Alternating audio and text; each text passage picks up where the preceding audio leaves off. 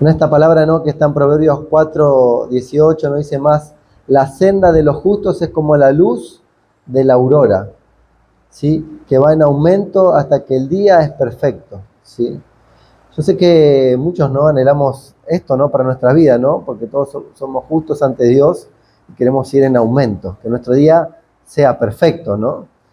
Pero tampoco podemos negar que, bueno, entre nosotros y nosotros también, ¿no?, tenemos, ¿no?, cosas que tenemos que solucionar, que mejorar, ¿no?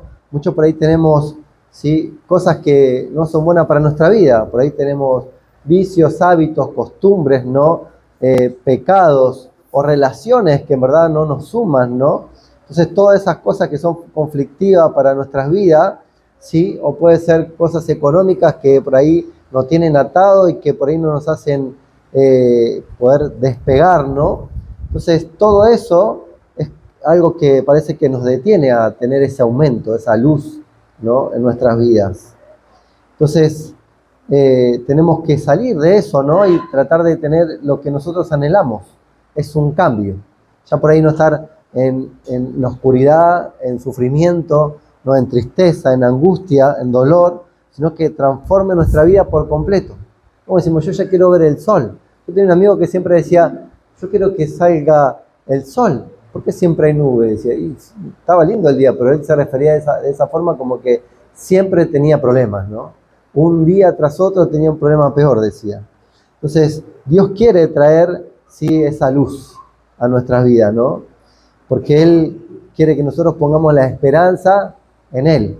Amén. Entonces, cuando nosotros verdaderamente, ¿no?, ponemos la esperanza en Él, eso va transformando nuestra vida. Sí, va cambiando nuestras vidas. Eso es lo que tenemos que comprender, ¿no?, que a veces la transformación lleva un proceso. No es de la noche a la mañana a veces. No es de un momento a otro, ¿no? Sino que es como una restauración. Sino que lleva un proceso la restauración. Si algo se rompe, no se arregla así rápidamente, sino que tiene todo un proceso para poder arreglarlo, ¿no? Imagínense si se le rompe una vasija de porcelana, uno no la pega toda junta y ya se arregló. Va pegando pieza por pieza hasta que todo está restaurado. Después por ahí la tiene que lijar los bordes para sacarle todas las asperezas, después la tiene que pintar de vuelta. Entonces lleva todo un proceso. Y así es en nuestra vida, tenemos que entender, hay un proceso de restauración. No es de golpe, no es rápido, ¿no? Por ahí que sí podemos entender rápido que Dios cambia nuestras vidas, pero por dentro nosotros tenemos que ir cambiando. Tenemos que ir transformando nuestra vida. Nuestros pensamientos, nuestra forma de hablar, nuestra actitud, nuestros hábitos van cambiando en un proceso, en un tiempo, cada uno distinto, pero siempre es un proceso. Entonces Dios nos va transformando, Dios nos va a fortalecer, Dios nos va a purificar, Dios nos lo va a levantar, Dios cambia nuestro interior, Dios hace todo y después se va a ver aún en el exterior. Amén. Pero nosotros tenemos que ver que por medio de su palabra el proceso está como asegurado, ¿no? Va a ser del principio al fin, ¿no? Porque Él no deja obras a la mitad, sino que todo lo que Él comienza, Él lo termina. Amén. Entonces nosotros tenemos que ponernos en el proceso de Dios, en las manos de Dios, como el alfarero. Él te va a hacer, si por ahí te rompes, Dios te va a hacer de vuelta. No va a tirarte, no va a desperdiciar, sino que va a hacer algo aún mejor. Amén. ¿Cuántos están entendiendo? Lo primero que quería hablar, ¿no?, como para poder entender que el proceso de nuestra vida puede cambiar en muchas partes, pero vamos a ver algunas, ¿no?, que son reales en nuestra vida. La primera, el proceso primero comienza por nuestra actitud, ¿sí? Que Dios espera que nosotros, ¿sí?, ayudemos también, ¿no? Porque si no, que Dios cambie, que Dios haga. No, nosotros tenemos que ayudar a transformar nuestra vida, a ese proceso, ¿no?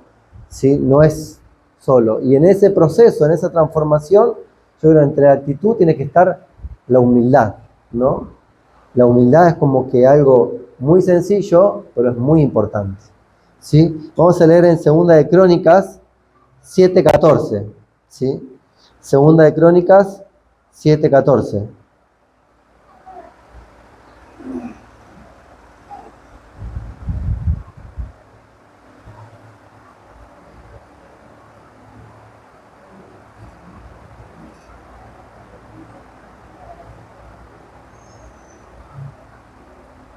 ¿Lo tienen? Dice, si se humillare mi pueblo, sobre el cual mi nombre es invocado, y oraren y buscaren mi rostro, y se convirtieren de sus malos caminos, entonces yo iré desde los cielos y perdonaré sus pecados y sanaré su tierra. Amén. Sin humildad, nuestro corazón no va a ser transformado, no vamos a cambiar, ¿sí? Es necesario que esa actitud, ¿sí?, sea la humildad en nuestros corazones.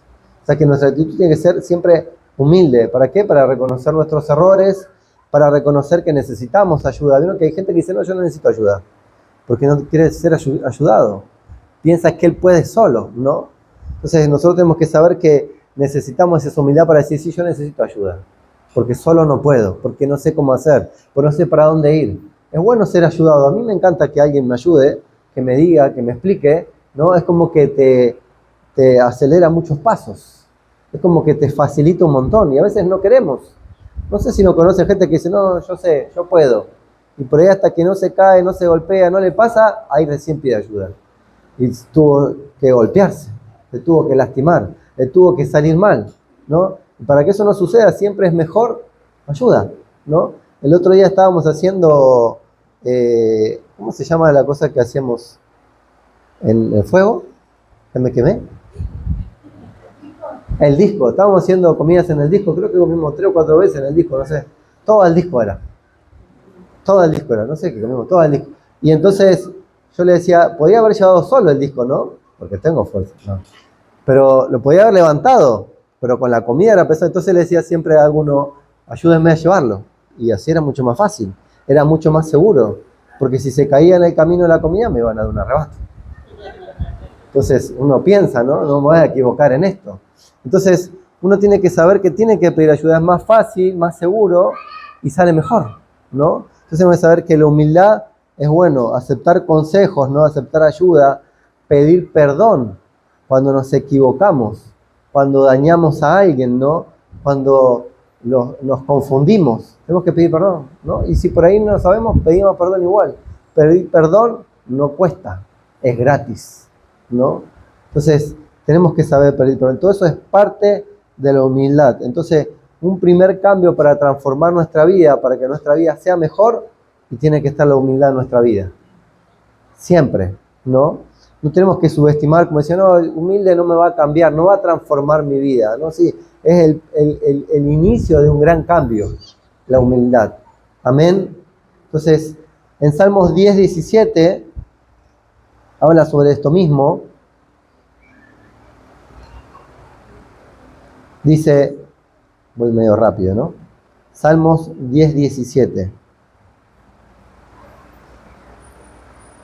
Dice, el deseo de los humildes, oíste, oh Jehová, tú dispones su corazón y haces atento tu oído. O sea que Dios escucha a los humildes, ¿sí? Dios está ahí a disposición, ¿no? Para aquellos que son humildes. Pero aquel que es egoísta, altanero, no los escucha, ¿no? Es como, ¿quién quisiera escuchar, no? El que es agrandado, que dice todo, es como que no lo quiere escuchar, ¿no? Es como que no le cae bien. Pero aquel que es humilde, que dice las cosas sencillas, ¿no? Que las dice, que pide perdón, yo lo escucho. ¿No? ¿Qué quiere decir, no? Porque no tiene ese corazón, esa predisposición. Me gustó una historia, ¿no?, que leí sobre Stanley Tam. Muchos conocen a Stanley, es el de los vasos, ¿no? Que ahora salen carísimo. Pero lo hizo, Stanley lo hizo cuando tenía 15 años, ¿no? El fundador, ¿no?, de la empresa, ¿no? Pues me llamó algo y me sorprendió de él, ¿no? Él se convirtió, cree en Jesús. ¿Y saben lo que hizo? Una empresa que él fundó, que se llama la empresa, esperen que le voy a buscar el nombre, porque está en inglés, como mucho en inglés no hablo, entonces lo quiero nombrar bien. Bueno, no la encuentro, no tengo anteojos. Pero bueno, la empresa que él formó la puso al nombre de Dios. A mí me sorprendió, además me puse a averiguar cómo hizo para ponerle al nombre de Dios. Dice que como Dios 99% CEO, así, en los papeles, decía yo, no, ¿qué hizo? La puso al nombre de empresas sin fines de lucro. que beneficiaban a muchas entidades por ahí, a gente que estaba necesitada, para cosas, cuidado de niños, todo para ayuda. Entonces lo puso al nombre de Dios Elvis. Y en todos lados sabían por qué lo puso al nombre de Dios, cómo hizo eso, para qué hizo eso, ¿no? Y él decía que él entendía que era solamente, ¿no?, un administrador, que él estaba de paso, que el dueño verdaderamente de todo lo que él tenía era Dios. Entonces literalmente lo puso al nombre de Dios. A mí me sorprendió la historia, ¿no? De que puso la empresa, ahí está el nombre de la empresa, se llama Unit Static Plastic Corporation. Si lo buscan y busquen a él y vas a ver que la historia es real. Entonces a mí me sorprendió y lo más loco es, ¿no?, que dice que al poco tiempo la empresa empezó a crecer mucho, ¿y qué pasó?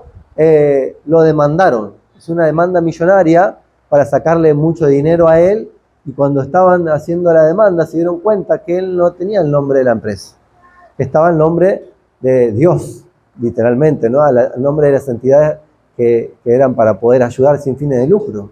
Entonces, ¿qué pasó? La demanda cayó y la empresa siguió y aún creció mucho más, porque se hizo muy mediático. La gente compraba más porque sabía que todo lo que compraba iba para ayuda, ¿no? Y fue así como creció mucho.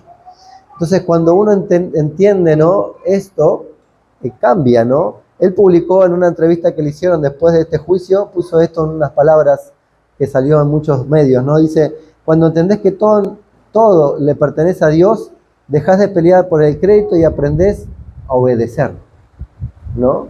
Eso lo puso él, ¿no? Y yo digo, qué grande, ¿no?, la humildad de él, siendo tan joven, tan chico, que pudo entender esto, ¿no? Y tener un gran propósito, porque Dios aún lo bendijo aún mucho más, ¿no? Muchísimo más. Qué bueno, ¿no?, que nosotros tenemos que saber que tenemos que ser humildes, como este hombre, ¿no? Entender que la humildad es confiar en Dios, no es confiar que es mío, sino que es de Dios. Cuando es de Dios, Dios cuida, Dios guarda. Entonces todo lo que tenemos nosotros, Dios nos dio. Dios lo dio para que nosotros nos cuidemos. Nosotros somos alguien que pasamos por esta tierra y Él es el dueño de todo lo que nosotros tenemos. Amén. ¿Cuántos están entendiendo eso? Lo segundo es que necesitamos un verdadero arrepentimiento. Que no solamente que sea un arrepentimiento, sino que se manifieste con acciones para mostrar el real cambio en nuestra vida. Yo me arrepentí, entonces muestro cómo me arrepentí, ¿sí? Vamos a leer en Mateo 3:8, que habla sobre esto, ¿no? De que nosotros tenemos que arrepentirnos verdaderamente y manifestar con hechos, ¿sí?, este cambio, este verdadero arrepentimiento, ¿sí? Mateo 3:8.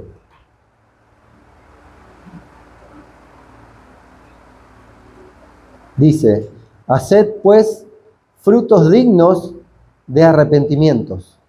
Frutos dignos de arrepentimiento. O sea que tiene que haber frutos del arrepentimiento. No es decir, yo sí, me arrepiento, nada más. Después lo hago de vuelta y lo hago de vuelta, lo hago de vuelta. Tiene que haber frutos. Entonces tenemos que comprender que el verdadero arrepentimiento no es solamente sentir culpa o lamentarme, sino hacer algo, cambiar algo, transformar algo. Tiene que ser en nuestras actitudes y en nuestra conducta muchas veces. Me tengo que volver a Dios, tengo que mostrar que Dios está en mi vida y que yo eso me arrepiento verdaderamente y lo muestro, ¿no? No solamente me equivoqué, ya está, sigo viviendo mi vida y hago como quiero, ¿no? Entonces siempre el arrepentimiento tiene que venir por decisiones y acciones que tomo. Si yo me arrepiento y tengo que hacer algo, es como decíamos, yo le robo el celular y me ven y después me arrepiento y me lo quedo. No, me arrepentí de robar el celular, me lo quedé. No hice nada, me quedé con el celular. Tengo que devolver el celular, pedir perdón, ¿no?, y pagar por los daños. Entonces tiene que haber siempre una acción, una decisión. Yo creo que eso es de valientes, ¿no? Empezar a cambiar, ¿sí?, algo. Tenemos que mostrar el cambio en nuestra vida. Si yo era esta persona y ahora me arrepiento de ser como esa persona, muestro ser otra persona. Hago como Dios quiere que haga ahora, ¿no? Tenemos que mostrar. Yo decía, es como cuando un barco, ¿no? No sé si vieron las películas, vieron que hay un barco que va entrando al mar, de repente ven las tormentas porque la ven ya de lejos, ¿y qué hacen? El timón lo dan vuelta y toman otro rumbo, ¿no? Y después otra vez toman y el camino de vuelta y siguen para donde van. Pero por ahí se tienen que desviar un poco y volver de vuelta, ¿no? Entonces yo pienso que nuestra vida tiene que ser igual, un golpe de timón, tiene que ser brusco. Tenemos que mostrar el cambio y volver a lo correcto, al camino correcto, ¿no? Así es el verdadero arrepentimiento, un golpe en nuestra vida, mostrar que cambió y tomamos la dirección correcta por donde nosotros tenemos que ir, ¿no? Va a haber tormenta, va a haber dificultades, pero nosotros tenemos que saber esquivarlas e ir por donde tenemos que ir correctamente. Amén. Jeremías 8:4. Jeremías 8:4.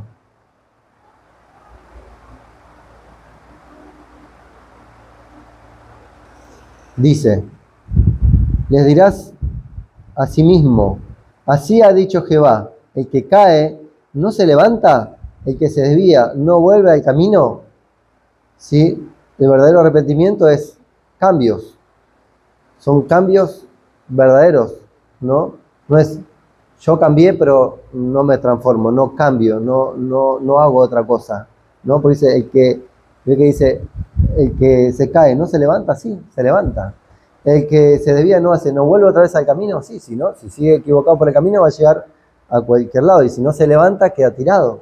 Entonces tiene que hacer algo, se tiene que levantar o tiene que retomar el camino correcto, ¿no? Entonces nosotros tenemos que saber que eso significa el cambio, empezar a mostrar que nosotros cambiamos. Amén.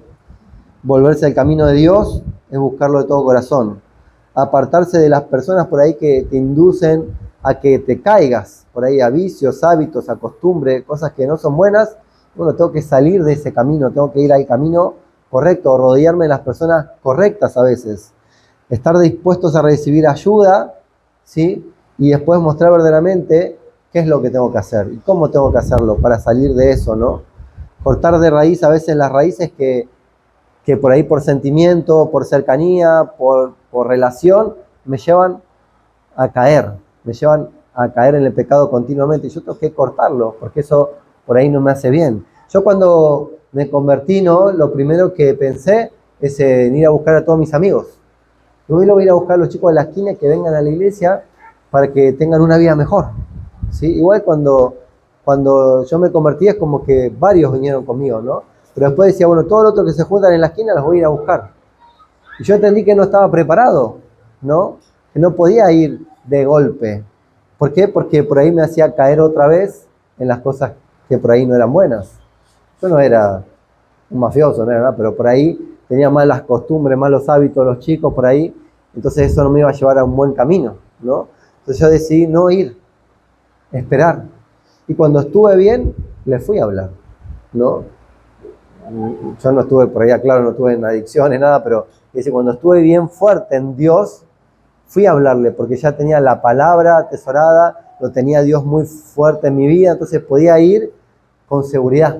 Porque cuando uno es nuevo, es como un bebé, no tiene las fuerzas, no tiene la autoridad. Cuando pude ir con Dios, y ya fui a hablarle, y muchos fueron a Dios también. Amén. Entonces a veces nosotros no querramos hacer lo que no podemos hacer en el tiempo que tiene que ser. Amén. Entonces, esto es bueno, ¿no? De arrepentirse y mostrar, ¿sí?, en qué nos arrepentimos. Una historia también de una persona que fue arrestada también de muy chico, ¿sí? Dice que estuvo encarcelado 68 años. Cuando salió de la cárcel, se llamaba Joe Ligon, ¿no? Dice que él cuando salió no pidió, porque lo habían encarcelado al final injustamente, ¿no? No pidió, ¿sí? O no reclamó o no se enojó. Lo que hizo fue algo distinto. Dice cuando salió y que después, bueno, se dieron cuenta que estaba todo mal, que se habían equivocado, dijo estas palabras en los medios también.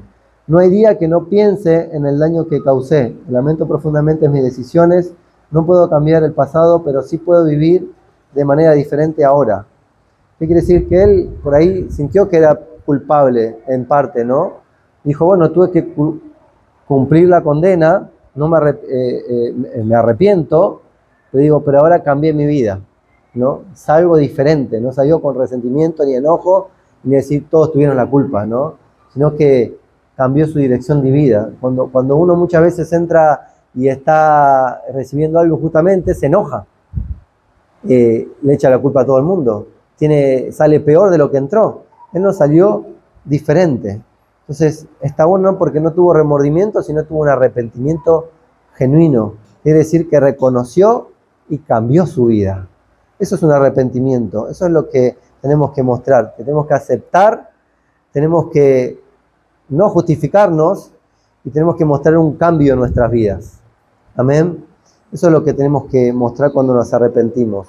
Lo tercero es que tenemos que comprender que nada puede cambiar si nos mantenemos lejos del Señor, ¿sí? Y vamos a leer ahí en Juan 15:5.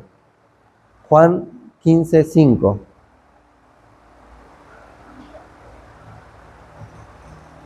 Juan 15:5. Esto mucho lo conocemos. Dice, yo soy la vid, vosotros los pámpanos, el que permanece en mí y yo en él, este lleva mucho fruto, porque separado de mí nada podés hacer. Yo sé que muchas personas tienen el deseo, la intención de cambiar algo en su vida, comprenden que tienen que cambiar, pero no tienen que alejarse de Dios. Esto es muy claro, acá lo dice la palabra. O sea que muchas personas se arrepienten de corazón, muchas empiezan a hacer cambio en su vida, muchas empiezan a hacer algo bueno en su vida y como que no quieren volver atrás, pero no se acercan mucho al Señor. Está como de lejos. No escucharon a esa persona, yo soy bueno, yo hago las cosas bien, yo no hago nada mal a nadie, pero no se acercan al Señor. Y la palabra dice que si nosotros estamos lejos del Señor, no vamos a dar fruto. Si no permanecemos en Él, no va a haber fruto, ¿sí? Y nada vamos a poder hacer fuera de Él, ¿no? Entonces, qué importante, ¿no? Que es que estemos con Él y para Él. Muchos decimos, bueno, yo por ahí no me congrego, pero soy buena persona.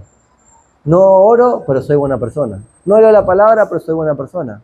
A veces también no basta por ahí orar, congregarse, leer la palabra, sino tener una comunión con Dios, ¿no? Hablar con Dios, tener una comunicación con Dios, que eso es lo que quiere Dios, estar cerca de Él, ¿no? Porque por ahí vamos dejando de a poco, ¿no? El leer, el orar, en congregar. A veces me congrego, a veces no me congrego, a veces vengo, a veces no vengo, o cuando me está pasando algo, busco mucho de Dios. No sé, que a muchos les debe pasar, ¿no? Si estamos pasando una dificultad, vamos a orar. Si estamos pasando un momento difícil, vamos a congregarnos. Pero tiene que ser constante, porque dice que si estamos separados de Él, no podemos hacer nada. Nada, y no va a haber fruto. Nosotros queremos tener mucho fruto, siempre. Queremos ser bendecidos, pero para eso tenemos que estar más cerca de Dios. Y aun cuando vengan las dificultades, es más cuando tenemos que acercarnos a Dios. ¿Y qué pasa? Cuando tenemos dificultades o las cosas no nos suceden como queremos, nos alejamos de Dios. Y eso es lo peor que podemos hacer.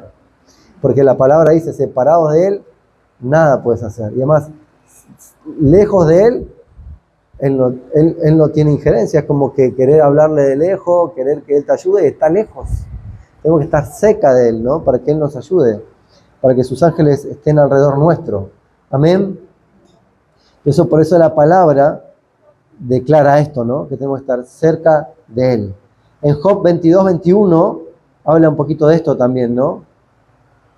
Job 22:21 dice, vuelva ahora en amistad con Él y tendrás paz y por ello te vendrá bien, ¿sí?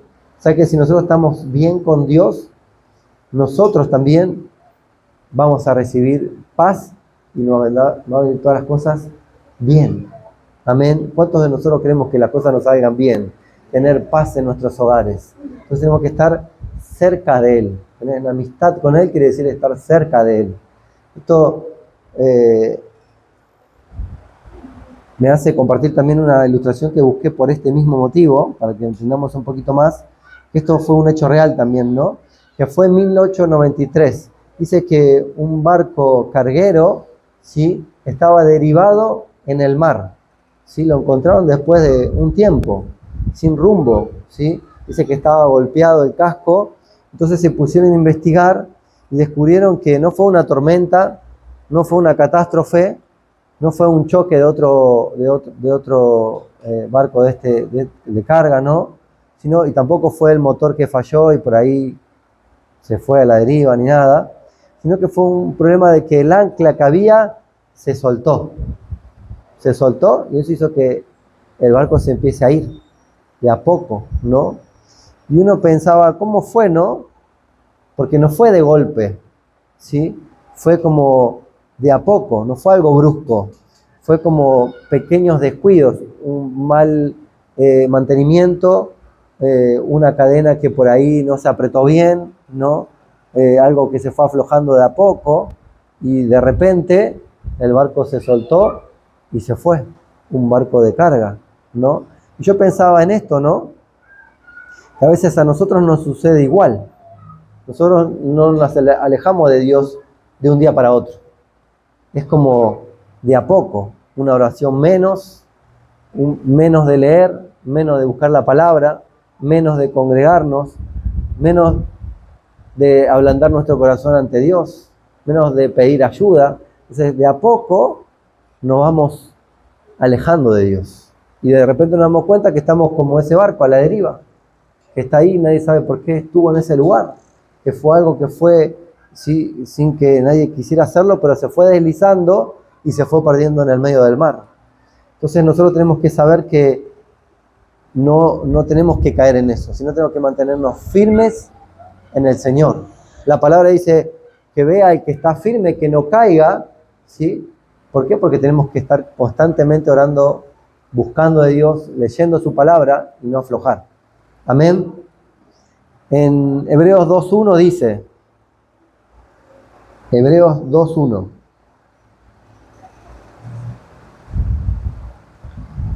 Hebreos 2.1, ¿lo tienen?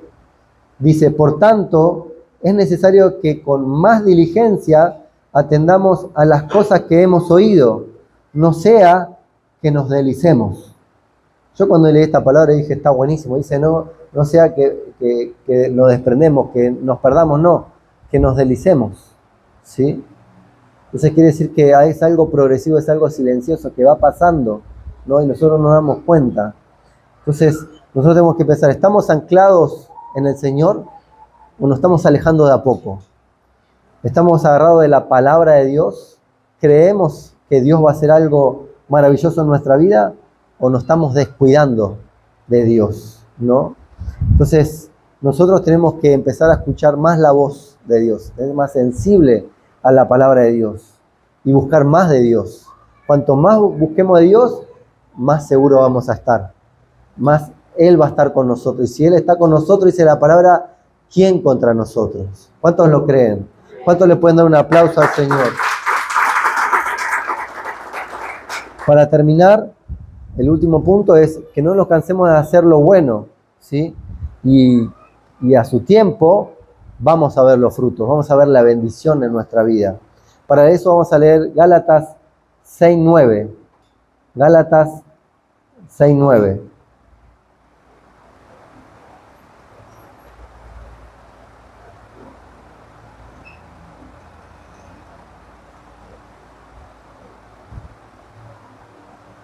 ¿Lo tienen? Dice, no nos cansemos pues de hacer el bien, porque a su tiempo segaremos, si no desmayamos, ¿sí? Entonces no tenemos que cansarnos de hacer el bien. Es como que es algo que nos dice, por más que lo hagas una vez, y lo hagas 2 veces, y lo hagas 3 veces, seguí haciéndolo, no te canses, ¿sí? Y dice, porque a su tiempo segaremos, quiere decir que vamos a recoger el fruto, vamos a ser bendecidos si no desmayamos. Porque a veces, o tenemos que entender que tenemos que seguir haciendo bien siempre, no a veces. Y si depende de nosotros hacer el bien, hazlo, dice. ¿Qué quiere decir? Que hay a veces que alrededor no van a querer hacer el bien, pero nosotros lo tenemos que hacer igual, aunque el otro no lo quiera hacer. Aunque digamos, pero yo solo me voy a cansar, y bueno, lo tenemos que hacer igual. Y Dios siempre nos va a ayudar. Dios siempre va a estar con nosotros. Amén. Entonces, tenemos que saber que un cambio no ocurre de la noche a la mañana. Que esto no sucede de repente, ¿sí? Entonces, por ahí nos lleva tiempo, ¿no? Hacer el bien. Por ahí nos lleva tiempo comprender que tenemos que seguir haciéndolo. Porque por ahí no es una costumbre, no es un hábito, no es nuestro de hacer el bien a una que no merece, pero dice que nosotros tenemos que hacer, ¿sí? O sea que no solamente es arrepentirnos, no solamente es ser humilde, no solamente ¿sí? Es buscar más de Dios, sino que también tenemos que hacer el bien al prójimo, no importa si es un hijo, si cree en Dios o no cree en Dios, lo tenemos que hacer igual, ¿no? Si no, pero es más, se burla de mí, no importa, tenemos que hacerle el bien igual, ¿sí? Porque si nosotros hacemos el bien a aquel que nos hace bien, es como que no tiene mucho sentido, ¿no? Pero al que no hace el bien, le hacemos el bien, eso es como que sorprende, ¿no? Es como que el otro día estábamos hablando un poco de eso, ¿no? Que si nosotros, por ejemplo, hacemos el bien a alguien que por ahí no lo espera, se sorprende. Y empieza a decir, hace algo distinto. ¿Por qué? Porque tiene buenos hábitos, porque tiene buena costumbre. Desde levantar un papelito que nadie levanta cuando están todos viéndolo, o cuando se le cae a alguien algo y todos miran para cualquier lado y alcanzárselo, o de darle un asiento, o de acompañarlo, hablarle, decirle algo amablemente, ¿sí? Eso es hacer el bien. En cosas pequeñas, y la gente se sorprende, que no debería sorprenderse, ¿no? Jesús decía, si alguien te pide una milla, acompañalo dos. ¿Por qué? Porque era ley acompañar una milla a una persona, porque antes yo le explicaba, no había tantos medios de transporte, colectivo, tren, colectivo, no había nada de eso. Uno lo llevaba y entonces para no llevar tanto peso le pedía ayuda a otro y lo llevaba también. Entonces él decía, no le lleves uno, llévale dos. ¿Para qué? Para mostrar la diferencia. Es como yo siempre digo, tenemos que ser útiles para Dios, no inútiles. Porque un inútil es el que hace lo que le piden, ¿no? Tenemos que hacer aún más. Así pide Dios, que hagamos más de lo que nos piden. Y eso Dios lo ve y va a tener fruto y va a cegar en algún momento. No sé si todos conocen, sí, vieron la película de este hombre, ¿no? Que salvó muchos judíos, ¿sí? En el momento de que los nazis, ¿no? Mataban a los judíos y los maltrataban, ¿no? Y querían exterminarlos, ¿sí? Oskar Schindler, no sé si vieron la película, ¿no? Que es muy fuerte. Dice que él era un empresario, que le iba muy bien. Él estaba en el partido político, ¿no? De los nazis, ¿no? Y de repente se encontró en todo esto. Él era un empresario y siempre buscaba beneficiarse y tener mucho dinero y crecer y esto que lo otro. Y de repente, ¿sí? Vio esta situación. Y hay una nota que se llama El corazón arruinó su fortuna.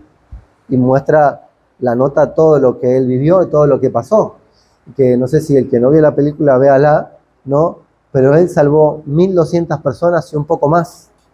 Y cuando uno ve cómo terminó la película, que es un hecho real, él dice que lloraba y decía que quería salvar más personas. Y dice, si hubiera dado el anillo, por ejemplo, de boda, hubiera salvado 1 a 2. Si hubiera dado, no sé, mi ropa, si hubiera salvado 1 a 2. Si hubiera dado aquel auto que tengo allá, hubiera salvado a 10 personas más.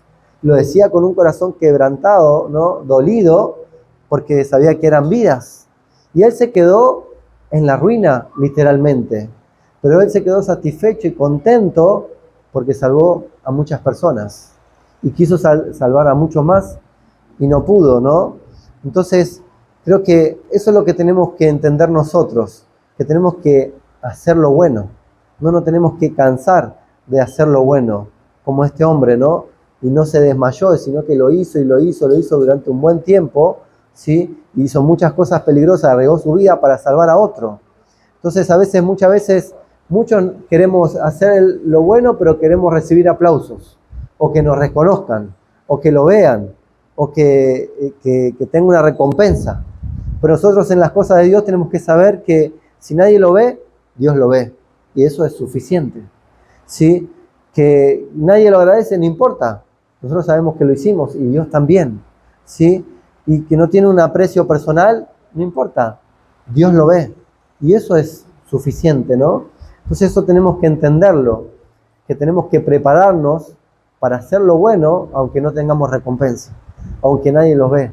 Pero dice que Dios que lo ve, Él lo recompensa, ¿sí? Él lo hace. Entonces nosotros tenemos que quedarnos con Él, que es la mejor recompensa para nuestra vida. Él va a atender nuestras oraciones y Él va a dar todas nuestras respuestas. ¿Cuántos lo creen? ¿Cuántos le pueden dar un aplauso al Señor?